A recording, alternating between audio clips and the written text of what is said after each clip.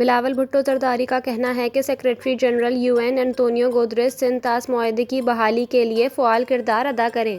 پاکستانی وفد نے اقوام متحدہ کے سیکریٹری جنرل سے ملاقات کی، جس میں بھارتی اشتعال انگیزی پر بات چیت کی گئی۔ بلاول بھٹو نے ملاقات میں اقوام متحدہ کے سیکریٹری جنرل کو وزیر اعظم کا خط پیش کیا۔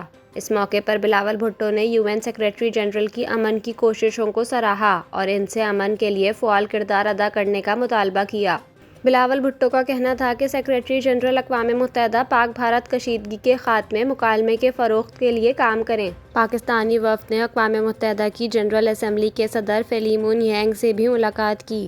فلیمون ینگ نے کہا کہ امن کا واحد راستہ مکالمہ اور سفارتکاری ہے۔